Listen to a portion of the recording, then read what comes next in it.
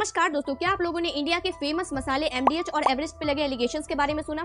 Reports के मुताबिक Hong Kong के स्पेशल एडमिनिस्ट्रेटिव रीजन के government centre for food safety ने 5 अप्रैल को अनाउंस किया कि मसालों में इथाइलिन ऑक्साइड पाया गया है। जिन्हें नहीं पता इथाइलिन ऑक्साइड्स क्या होता है, उन्हें मैं बता दूं कि international agency for research on cancer ने इसे ग्रुप 1 कार्सिनोजन क्लासिफाई किया है। इसका मतलब ये है कि उनके पास ये एविडेंस है कि इन तरह के केमिकल्स को यूज करने से कैंसर जैसी बीमारियां हो सकती हैं।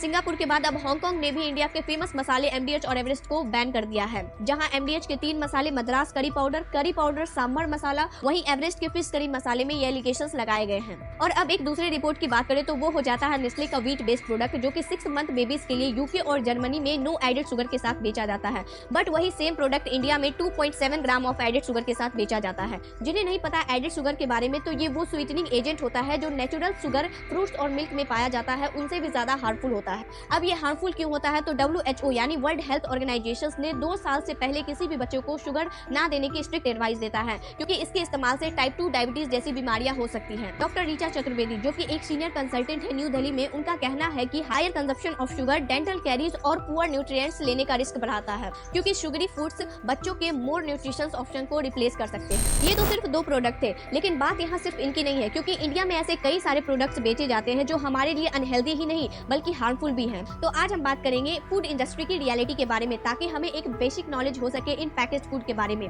और वीडियो के अंत में इसके सॉल्यूशंस को भी देखेंगे कि आखिरकार किस तरह से हम इन सारी चीजों से बच सकते हैं। वीडियो स्टार्ट करने से पहले ये बता दूं कि वीडियो इंपॉर्टेंट है तो थोड़ी लंबी भी हो सकती है, तो इसे अंत तक जरूर देखें और इस वीडियो को अपने फैमिली मेंबर्स के साथ जरूर शेयर करें। तो चलिए वीडियो की शुरुआत करते हैं। जैसा कि हम सब जानते हैं कि फूड इंडस्ट्री एक बहुत बड़ा और इम्पोर्टेंट इंडस्ट्री है, जो कि खाने पीने से जुड़ी चीजें प्रोड्यूस करता है और उन्हें मार्केट तक पहुंचाता है। इस इंडस्ट्री में पैकेज फूड एक सिग्निफिकेंट कंपोनेंट है, जो कि प्रोसेसिंग के बाद किसी स्पेसिफिक पैकेज में बनकर बाजार में बेचे जाते हैं, जैसे कि biscuit, chips, cans food, frozen mills. Package food के हेल्थ इंपैक्ट पे कुछ खास कंसर्न होते हैं। पहला कंसर्न होता है न्यूट्रिशनल वैल्यू का, क्योंकि कई सारे पैकेज फूड में ज्यादा मात्रा में sodium, salt, unhealthy fats, sugar पाया जाता है, जो कि लॉन्ग टर्म कंज्यूम करने पे हमारे लिए हार्मफुल हो सकता है। दूसरा कंसर्न होता है प्रिजर्वेटिव्स और केमिकल्स का, क्योंकि कई सारे पैकेज फूड में केमिकल्स और एडिटिव ऐड किए जाते हैं ताकि उन्हें लंबे समय तक स्टोर किया जा सके, लेकिन उनका कंजप्शन भी हमारे हेल्थ के लिए हार्मफुल हो सकता है। इन सारी चीजों के बारे में हम आगे डिटेल वे में बात करेंगे। उससे पहले समझते हैं इन इंडस्ट्री की मार्केटिंग स्ट्रेटेजीज के बारे में। बात करें इनकी मार्केटिंग स्ट्रेटेजीज के बारे में, जो प्रोडक्ट को प्रमोट करने के लिए होती है वो काफी ज्यादा इनोवेटिव और एंगेजिंग होती है। ये स्ट्रेटेजीज उनके टारगेट ऑडियंस को अट्रैक्ट करने के लिए होती है और उन्हें ज्यादा से ज्यादा प्रोडक्ट बेचने के लिए होती है। कुछ कॉमन मार्केटिंग स्ट्रेटेजीज की बात करें तो फर्स्ट, हेल्थ क्लेम्स। बहुत सारे ब्रांड्स अपने प्रोडक्ट को low fat, sugar free, natural, high in protein declare करती है। ये सारी चीजें कंज्यूमर को हेल्दी समझाने के लिए की जाती है, जिसे आप एक एग्जाम्पल से समझ सकते हो। जैसे कि हाल ही में रिपोर्ट आई नेस्ले सेरेलैक की, जिनका ये दावा था कि ये सेरेलैक छोटे बच्चों के लिए काफी ज्यादा हेल्दी है। आयरन, विटामिन्स और प्रोबायोटिक्स भी जो बढ़ते बच्चों को दे सही ग़िज़ाई। इसी चीज का पता लगाने के लिए 2 एनजीओ, एक पब्लिक आई जो कि स्विट्जरलैंड में है और दूसरी IBFAN जो कि एक इंटरनेशनल एनजीओ है जो बच्चों के लिए काम करती है। 20 अप्रैल 2024 को जब उन्होंने नेस्ले के सेरेलैक प्रोडक्ट को टेस्ट किया, जिसमें 115 में से 108 प्रोडक्ट में एडेड शुगर पाया गया, जो कि छोटे बच्चों के लिए काफी ज्यादा हार्मफुल होता है। डॉक्टर का मानना है कि हर चम्मच एडेड शुगर से बच्चे शुगर से एडिक्टिव होते चले जाते हैं और खाना जल्दी खाने लगते हैं, जो कि पेरेंट्स को भी अच्छा लगता है और बच्चों को भी, जिसकी वजह से पेरेंट्स फिर उन्हीं ब्रांड्स के प्रोडक्ट को लेने लग जाते हैं। इसका मतलब यह है कि ये हेल्थ क्लेम्स केवल एक मार्केटिंग स्ट्रेटेजीज होती है। Second, celebrity endorsement. काफी सारे प्रोडक्ट को प्रमोट करने के लिए सेलिब्रिटी को हायर किया जाता है, ताकि प्रोडक्ट की क्रेडिबिलिटी को इंक्रीज किया जा सके और लोगों में इंटरेस्ट बढ़ाया जा सके। जैसा कि आपने कई सारे एड्स में देखा होगा कि बड़े बड़े एक्टर, एक्ट्रेस, इन्फ्लुएंसर काफी सारी चीजों को प्रमोट करते हैं, चाहे वो प्रोडक्ट हेल्दी हो या अनहेल्दी हो, या फिर वो प्रोडक्ट वो खुद यूज भी कर रहे हो या ना कर रहे हो। Second, attractive packaging. Eye catching और अपीलिंग पैकेजिंग भी एक इंपॉर्टेंट फैक्टर है। Bright colours, attractive designing, informative labelling से कंज्यूमर को अट्रैक्ट किया जाता है। इसलिए आपने कई सारे जंक फूड की पैकेजिंग ब्राइट कलर्स में देखी होगी। ऐसा इसलिए किया जाता है क्योंकि रिसर्चर का मानना है कि अगर हम किसी प्रोडक्ट की पैकेजिंग ब्राइट कलर्स में करते हैं तो उसे खरीदने की चांसेस ज्यादा बढ़ जाते हैं। Fourth, free samples and testing. Brands कभी कभी अपने प्रोडक्ट्स को प्रमोट करने के लिए काफी सारे सुपरमार्केट्स या इवेंट्स में अपने फ्री सैंपल्स देते हैं, ताकि कंज्यूमर्स उस प्रोडक्ट को ट्राई कर सके और उसे खरीदने की इच्छा जता सके। इसके अलावा डिजिटल मार्केटिंग यानी सोशल मीडिया जैसे इंस्टाग्राम, फेसबुक, फेसबुक, यूट्यूब पे काफी सारे इन्फ्लुएंसर्स के साथ कोलैबोरेट किया जाता है और प्रोडक्ट को भर भर कर प्रमोट किया जाता है। इन सारी स्ट्रेटेजीज का गोल सिर्फ एक होता है, कंज्यूमर को कन्विंस करना कि पैकेज फूड उनके लिए कन्वीनियंट और हेल्दी चॉइस है। फूड इंडस्ट्री में कुछ इंपॉर्टेंट की प्लेयर्स हैं जो इस इंडस्ट्री को डोमिनेट करते हैं और इस फील्ड में अपना मेजर इंपैक्ट रखते हैं। कुछ इंपॉर्टेंट प्लेयर्स की बात करें तो फर्स्ट MNCs यानी मल्टीनेशनल कॉर्पोरेशंस। बहुत सारे इंटरनेशनल कंपनीज जैसे PepsiCo, Nestle, Coca Cola, Unilever जो पैकेज फूड और बेवरेज को ग्लोबली मैन्युफैक्चर्स और मार्केट करते हैं। इनका इन्फ्लुएंस ग्लोबल लेवल पर होता है और इनका फूड रेंज हर तरह के फूड ड्रिंक्स को कवर करता है। Second, local brands. हर देश के अपने अपने लोकल ब्रांड्स होते हैं जो अपने स्पेसिफिक कल्चर और रीजन के हिसाब से फूड प्रोड्यूस करते हैं, जैसे कि Parle G in India and Hortons in Canada. ये लोकल ब्रांड्स लोकल कंज्यूमर को टारगेट करते हैं और अपने ट्रेडिशनल रेसिपी और फ्लेवर को प्रमोट करते हैं। इसके अलावा रिटेल चेन में Walmart, Carrefour, Tesco, fast food chain में मैकडॉनल्ड्स, KFC, सबवे फास्ट, इनका फोकस क्विक सर्विस पर होता है जो उन्हें मास मार्केट के लिए पॉपुलर बनाता है। अब ऐसा नहीं है कि ये सारी चीजें आज से ही शुरू हुई है, बल्कि फूड इंडस्ट्री के इशू का पहला फोकस इंडस्ट्रियलाइजेशन के टाइम ही शुरू हो गया था। जब फूड प्रोडक्शन मास स्केल पर हुई और प्रोसीड फूड यानी पैकेज फूड इंट्रोड्यूस हुए, तब से ही हेल्थ कंसर्न और एनवायरमेंटल इशू पर सवाल उठने लगे। 20th सेंचुरी में भी फूड सेफ्टी और न्यूट्रिशन पर अवेयरनेस बढ़ती गई, जहां माल न्यूट्रिशन और फूड बॉर्न डिजीज जैसे प्रॉब्लम्स हाईलाइट हुई। इन सारी चीजों से पहले आपको एक पॉइंट समझने की जरूरत है, जो कि है FSSAI यानी food safety and standard authority of India. इनका काम इंडिया में फूड सेफ्टी और स्टैंडर्ड को रेगुलेट और मॉनिटर करना है। ये अथॉरिटी ये देखती है कि लोगों को सेफ और हेल्दी फूड मिले। अब सवाल ये है कि FSSAI यानी इतनी बड़ी अथॉरिटी होने के बावजूद भी हमें इन सारी प्रॉब्लम्स का सामना करना पड़ता है, तो जवाब है हाँ।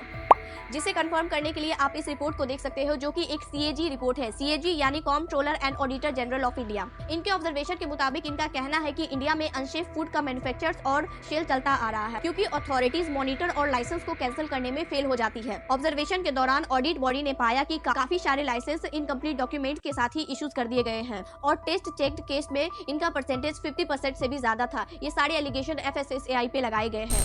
पैकेज फूड को अनसेफ और अनहेल्दी कंसीडर किया जाता है कुछ रीजंस की वजह से, जो उनके प्रोसेसिंग, इंग्रेडिएंट्स और पैकेजिंग से रिलेटेड होता है। इन सारे इश्यूज के बारे में अवेयरनेस बढ़ाना जरूरी है, क्योंकि कंज्यूमर को इन्फॉर्म्ड चॉइस करना जरूरी है, जो उनके हेल्थ और वेल बींग्स को मेंटेन करने के लिए जरूरी है। कुछ इंपॉर्टेंट रीजंस और इंग्रेडिएंट्स की बात करें तो first, high levels of added sugar. Added sugar की बात करें तो इसके कई सारे नेम होते हैं, जैसे कि high fructose corn syrup, agave nectar, Honey, sucrose, rice syrup, crystals etc। Product में शुगर का इस्तेमाल प्रिजर्वेटिव्स और फ्लेवर इनहेंसर के रूप में होता है, ताकि उसे खाने में एडिक्टिव बनाया जा सके। And as you all know, eating too much of sugar can cause diabetes, cholesterol. Sugar के इतने सारे नेम होते हैं कि इन्हें पहचानना ऑलमोस्ट इम्पॉसिबल होता है। बस हमें एक चीज ख्याल रखने की जरूरत है कि इस पर गाइडेंस वुमेन को 24 ग्राम से कम और मेन को 36 ग्राम से कम शुगर इंटेक करना चाहिए।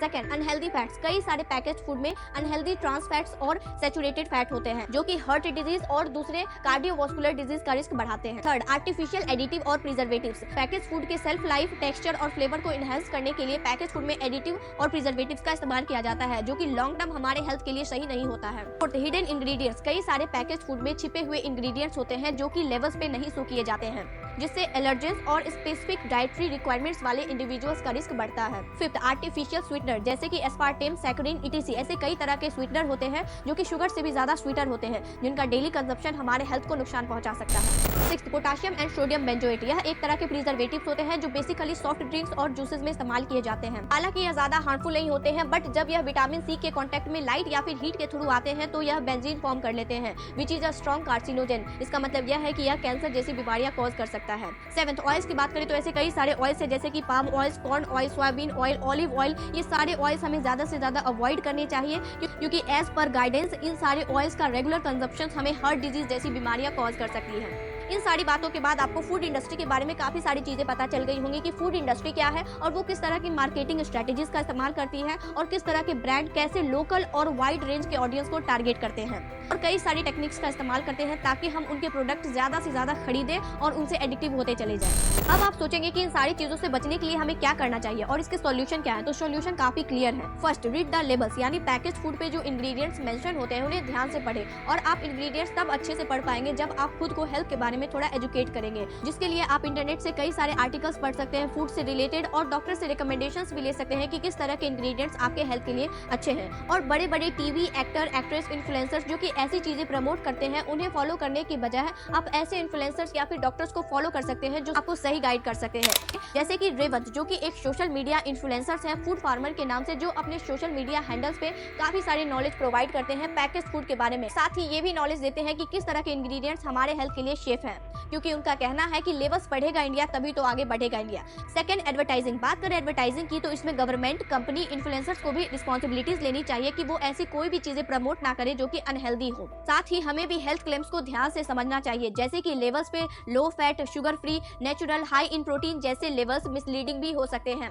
इसके अलावा न्यूट्रिशनल इंफॉर्मेशन चार्ट पे calories, fat, sugar, salt, sodium की क्वांटिटी चेक करनी चाहिए। अगर इनकी क्वांटिटी ज्यादा होने पर उन सारे प्रोडक्ट को हमें अवॉइड करना चाहिए। थर्ड, अगर आपको फिर भी समझ ना आए तो सिंपल और शॉर्ट लिस्ट इंग्रेडिएंट्स वाले फूड को प्रीफर करें, क्योंकि ज्यादा इंग्रेडिएंट वाले प्रोडक्ट ज्यादा प्रोसीड होते हैं और उनमें केमिकल्स होने के चांसेस ज्यादा होते हैं। इसके अलावा होममेड फूड प्रीफर करें, नेचुरल और लेस प्रोसीड फूड का इस्तेमाल करें और ऑर्गेनिक प्रोडक्ट का यूज करें। तो ये थी वीडियो फूड इंडस्ट्री के बारे में। ये वीडियो इंपॉर्टेंट है सभी के लिए, ताकि आपको फूड इंडस्ट्री के बारे में एक बेसिक नॉलेज हो सके। इस वीडियो को जरूर से अपने फैमिली मेंबर्स, फ्रेंड्स के साथ शेयर करें। इसी तरह के इन्फॉर्मेटिव कंटेंट को देखने के लिए हमारे चैनल को सब्सक्राइब करें और मिलते हैं फिर किसी इन्फॉर्मेटिव कंटेंट के साथ। धन्यवाद।